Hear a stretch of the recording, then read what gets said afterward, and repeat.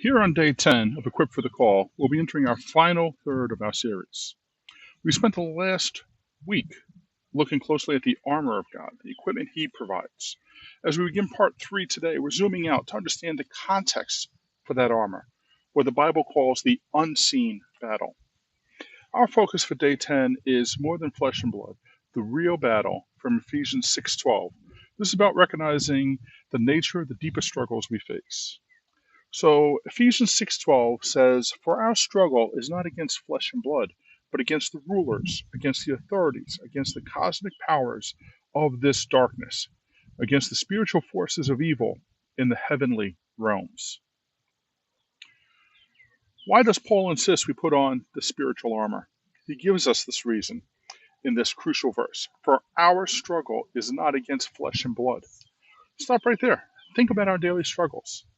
Difficult patients, frustrating coworkers, bureaucratic red tape, plenty of that all over, demanding supervisors, sometimes even hostile bystanders or family members. These are tangible. The flesh and blood challenges, and they are real. But Paul says our ultimate struggle, the root conflict, isn't with them. Who is it against? He lists a hierarchy against the rulers, against the authorities, against the cosmic powers of this darkness, against the spiritual forces of evil in the heavenly realms. He's describing an organized, unseen opposition led by the direct demonic attack. However, it does not mean there's a spiritual dimension to the world's brokenness. The hostility, the deep-seated addictions, the senseless violence, the overwhelming despair, the pervasive lies, the temptations that pull us down, these often have roots deeper than just human failure. These are the spiritual forces actively working against God's purposes, promoting darkness and destruction. Recognizing this reality is vital. It helps explain why some situations feel disproportionately difficult, why certain struggles persist despite our best human efforts, why the emotional and spiritual toll of this job can be so immense.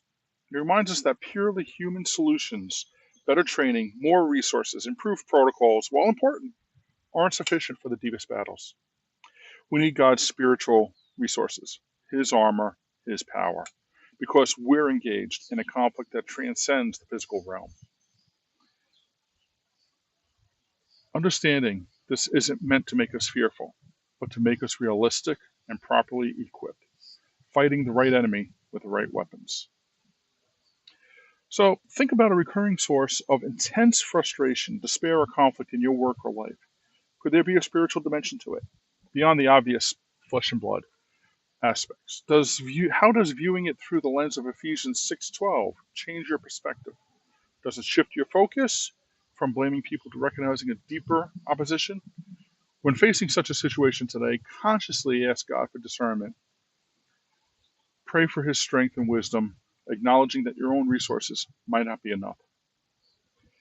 So the key takeaway from today isn't to see demons everywhere, but to recognize that some struggles go deeper than the surface, requiring spiritual resources. Keep that perspective today. When things feel overwhelming, remember where true strength comes from. Rely on Him. Stay safe.